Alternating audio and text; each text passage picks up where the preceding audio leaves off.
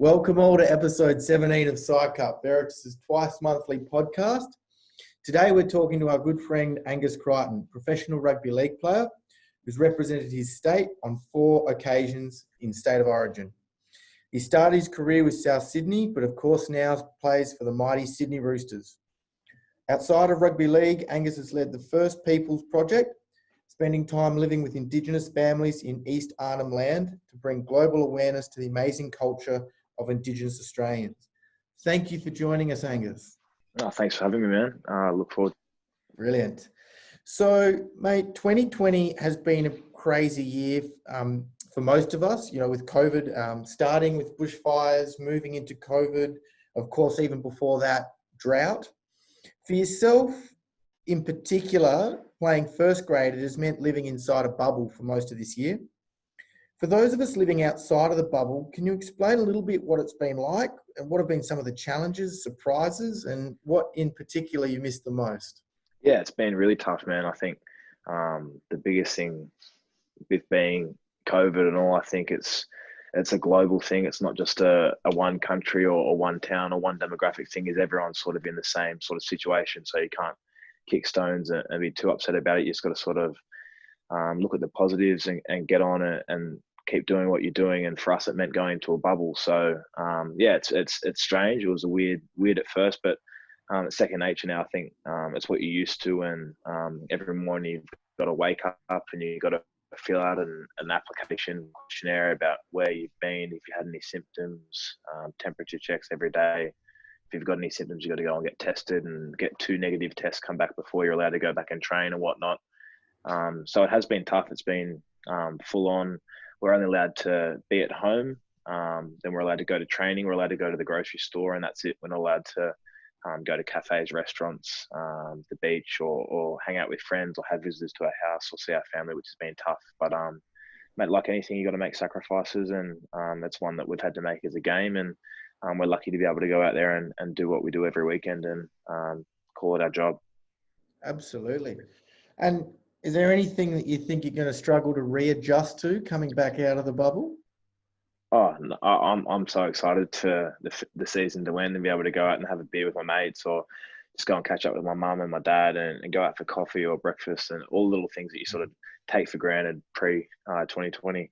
Absolutely. And just wrapping up on that as well, what are some of the things that you think you might have taken for granted now that you've been in the bubble? What are those things that you think you might have taken for granted before?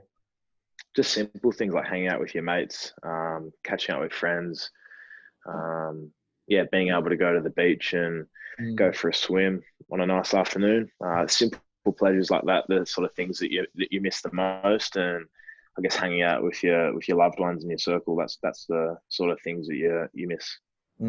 Absolutely. But it sounds as though you very much yourself, you're focusing again on the positives and what living in this bubble is allowing you to do rather than what it's taking away from you. And also, I suppose, an appreciation I heard there of the position you are in, that you can still do what you love and go out there every week and play, and then, obviously train and be around the football club as well. So we came together today to have this conversation. In particular, it's September, it's Are You OK Day? And that's been on our mind on everyone's mind this month, looking out for each other, how we can support each other. This month's theme is more to say after Are You OK? And really topical, given that, you're living it firsthand, living in a bubble, but being isolated from each other. I wanted to have this chat to you today to talk about that, and also talk about mental health more broadly as well. But mental health, especially in young men, is an important topic. Do you take the time to check in with those around you and make sure everyone's going okay? And have you been doing that this year as well, even whilst living in the bubble? Yeah, I've got my sort of tight group of friends and my tight circle who I think there's probably maybe 5 or 6 guys that I'm super tight with, and I've got my family. I've got 2 little sisters, my mum and my dad, my grandparents, and they're sort of all in my phone as my favourites. So I often driving to training and whatnot, I'll go through and give each of those guys a call at least once or twice a week, or once every couple of weeks, And little things like that, I think, is the best way to connect with the people that you care about, and make sure they're okay. Another thing I sort of do with my tight friends, my tight mates, is if you know something is going on in their life, if you know that something has occurred, or an event, or someone's passed away, or something along those lines, is actually ask them how they're doing, actually ask them how they're feeling, and ask how they're traveling. Because I think a lot of the time, being typical Australian males, is it's all, oh, how are you going, mate? Yeah, I'm good. How are you going? But if you actually ask, oh, how are you feeling? Like, it's been a rough couple of weeks. Where's your head at? Then you can often lead to a deeper conversation, where you can actually find out how someone is traveling. Absolutely. So I'm taking from that, then you're exactly right that, you know, being Aussie blokes, you know, it's that common, we tell you how we're not rather than how we are, you know, how are you, mate? Yeah, I'm not bad, sort of thing. So part of what you're saying there is, particularly for yourself, is really making sure that when you are checking in with someone, that you take the time to ask it properly and have those follow-up and meaningful conversations. And also what I picked up there is actually acknowledging a potential rough trot that someone's going through. And I suppose from a psychological point of view, if I put my nerd hat on for a minute, that helps, I suppose, normalize that it would be okay to be struggling at the moment, going through or experiencing what they're experiencing. And again, I suppose that would help. Do you find that that helps people to be more honest in those situations? Yeah, for sure. Well, I think if you actually address what's going on, and you don't just say, oh, how are you going? Asking someone how they're going, that's how you greet someone. It's not really asking how they're actually going. So I think, for example, I've had friends that have had family members pass away. I've had family that have had relationship breakdowns. I've had all that sort of stuff go on during COVID, where I know that people are struggling. So rather than saying, oh, how are you going? They're not going to tell you they're struggling. You sort of have to ask them and delve a little bit deeper and say, how are you traveling with this? Or how's the family? Or how are you coping? And I feel like once you sort of knock down that barrier of, hey, I know that times are tough at the minute, but I'm here to listen, and I'm here to understand, and here to sort of be here for you. If you want to ask me questions, if you just want to vent to me, I'm here as well. I think that's the way to go, is ask those deeper questions where it's a safe place for them to be vulnerable. Yeah, absolutely. And I'm picking up there what you're talking about is really making sure that you're setting up to have a proper conversation, not being somewhat flippant, that we can be as well. Speaking about preparing to have a chat like this with a mate, do you ever find yourself being a bit nervous about what someone might say? You know, how are you going? And they actually go, well, mate, I'm actually not doing that well. Do you get nervous that you might get that sort of response from a friend? Not really. I don't think there's anything to be nervous about. If someone's not going so well, I think I guess it's a sort of a compliment that they trust you if they want to talk about it with you. So yeah, if I know that someone's struggling, and I say, how's your head going? Or how are you feeling? Or what's on your mind? Asking genuine questions like that. If they want to talk about it, they'll talk about it. But if they don't feel like talking about it, that's okay as well. I think it's just giving them the option to, if you want to share with me, or if you want to get some stuff off your chest, I'm here to listen. And I think a big part of listening is actually understanding what they're saying and in them talk about themselves. Because a lot of people, sometimes they'll ask a question and then they'll be like, I'm not feeling too well, or this has happened. I'm feeling quite down. They'll make it about them and say, oh, I've been through that. I know what you're feeling. I feel like sometimes all the person wants to hear is, oh, that's no good. I care about you. I feel for you, rather than trying to make it all about you again, you know? Absolutely. So it sounds there, I mean, that's a really interesting point that you make, that it's actually a positive thing for someone to tell you that they're not doing that well, because it shows a lot of trust in you and a high level of value to your relationship to be that honest. And then also, I suppose it then allows you to, as you were saying, be with the person. So acknowledge what it's like. And then help either holding the space with them or moving through to what supports are around them from that point as well.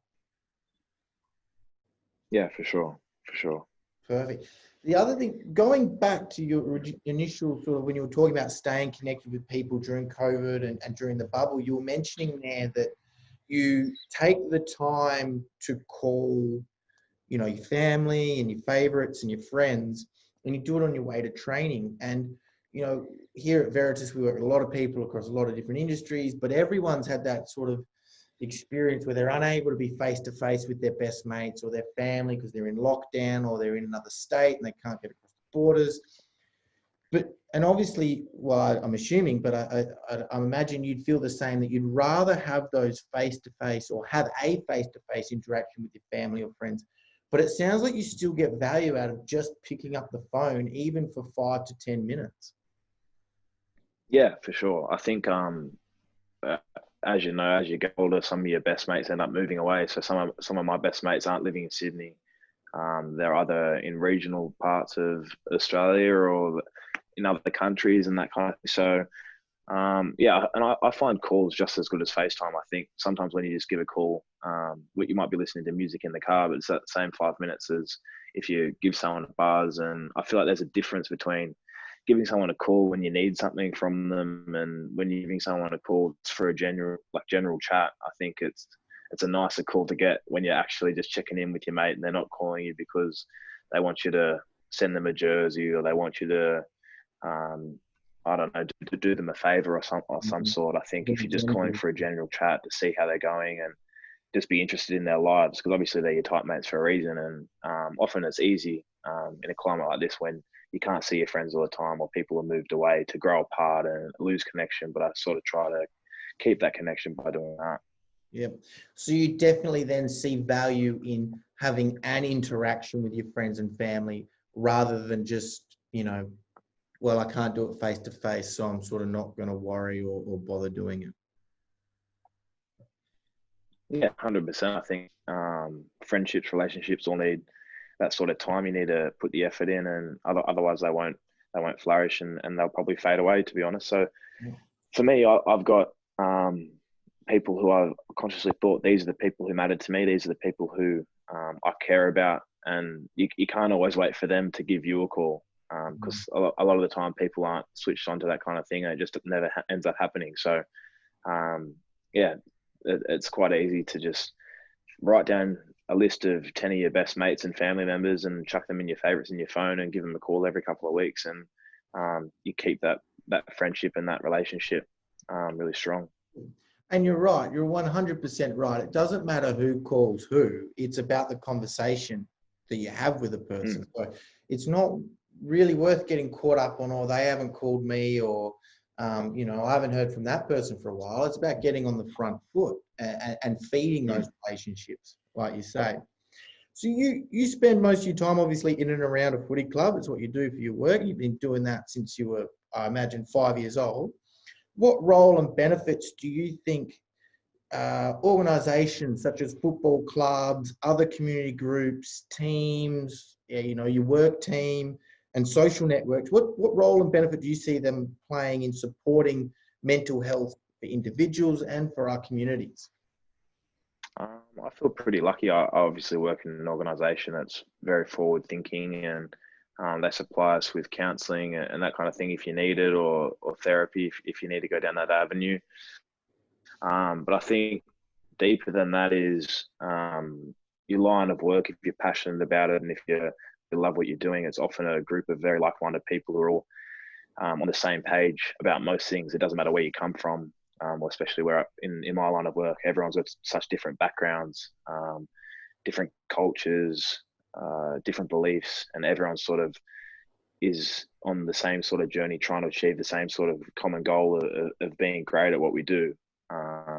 So everyone's sort of on the same page in that sense, and it's really great for myself, having like-minded people around me that make me a better person. I've made some lifelong mates and made some great memories through my work and my organisation. I think if you can be open and meet new people through your work, it's always a positive. Brilliant. Yeah. So it sounds like really that collective purpose and that social connection is a really good thing that our footy clubs, our community groups can help groups of people come around and support each other through. Yeah, for sure. Brilliant. So you live your life in the limelight, in the spotlight. There's lots of pressure. Each week you're out in front of crowds, TV, you've got team review, coaches review, personal review, all those sorts of things. Lots of expectation. What do you do to take your mind off things, to relieve some of the stress and recharge? What are some of your things that you do personally? I think first of all, you got to understand which opinions matter through all of that. So you got to, you know that the fans are going to judge you, the public are going to judge you, the media are going to write whatever they want to write about you. But as long as you're in your own shoes and you're happy with what you're doing and you believe in what you're doing and you're going about it the way that you want to, and your team's happy and your family's happy, and like I was saying, that circle's happy, then you've got to learn to be able to sort of split that up and understand what matters and what doesn't matter. So I learned that pretty early on in my career to be able to do that. And then obviously outside of football, you need to be able to switch off and disconnect from it, because it is so intense. It is such an everyday thing, and it's a big part of my life. I love it as well. So I sort of you got to find that good balance between overworking and underworking, because if you're not giving enough attention, then you fall away in your performance. So I love my music. I love listening to music. I've just started playing a bit of music as well. I love art. I love movies. I love my friends. All that kind of thing. So you got to find little passions that you have outside of your profession to be able to create that healthy balance in your life. It's definitely one of the biggest things is finding that balance. Totally. I think that's the key word there, balance. And that's something, whether we're playing football, whether we're building houses, whether we're in finance, legal, whatever we're doing, I think that balance is a really key component, and something that, our society and community sometimes get a little bit out of whack. We're so passionate about something, we end up spending so much time in it, we can burn out. We need to have that time when we're engaged in those value-orientated pursuits like family and other hobbies, to help give us just a bit of a break. Even if we love it, it doesn't mean we don't love it. It's just a bit of a break. So building on from that then, what wisdom or advice would you give to young athletes, and indeed anyone, in regard to maintaining good mental health and coping with pressure? I'd probably just say to make sure you've got a good team and a good circle surrounding you. And sometimes you do have to cut people out of your life, people that are dragging you in the wrong direction and that aren't supporting your vision and where you want to go in life. And I've had to do that to multiple people in my life. It doesn't mean that I don't think they're a good person, but it just wasn't working for where I want my life to go and for where they were seeing their life going. So I think it's important to have a good understanding on your circle and who's in your circle and who's good for you and who's honest and who's going to provide you with the real truths and who's going to be telling you what you want to be hearing. And that's the thing, I think, in your circle, you can have, say, 50 people who you really love and who you're really, really close with, and they love you and they'll tell you how great you are all the time. But then sometimes you might have that three to five people at the top who they love you the same as what those 50 people do, but they'll tell you how it is every time. A perfect example of that is my beautiful mum. Like, I love her to death, but she thinks I'm the best footy player in the world. She's telling me how I'm performing on the weekend, whereas my best mate, who also plays footy, he'll tell me if I've had a bad game. He'll tell me if I need to change this or change that. It doesn't mean they both don't love me, but there's that honesty. And sometimes it can be a bit blinded by love there. Sounds like mum's got the rose-coloured glasses on. Exactly. Brilliant. Well, mate, thanks for having the chat with us. That's been terrific. I mean, a couple of things I'm personally going to take away with it is, that there's no need to be anxious about checking in with your mates. Even if they tell you that something is up, that that they are struggling a little bit, that's actually a tremendously positive thing, because it shows a level of trust they have in that relationship, and it can help you then support them. So there's no need to be anxious about getting that response. Second thing that I'm certainly going to be taking away is also how you ask those questions as well, making sure you take the time to slow down and ask it in a truly meaningful way that acknowledges some of the stuff that they might be going through, whether it be, you know, a bit of grief or a relationship breakdown, or might be something at work, actually acknowledging it and normalizing that to be struggling in this point is simply to be human. Doesn't mean you don't have the kahunas or whatever to cope with it. And then, you know, also what I'm telling you about is just that importance of having a social network around you, and making sure that you're feeding that network, feeding those relationships, so that you can be there for others when they need it, but also to know that you've got others there for you when you need it as well. And just like you said, that's not finding 50 people, 10 people or 5 people that are just going to tell you what you want to hear at the right time, but also having some people in there that are going to give you some decent, honest feedback when you need it as well. Yeah, for sure. For sure. Brilliant. Mate, have a great rest of the day. We'll see you soon. No worries, mate. Good to see you. Yeah.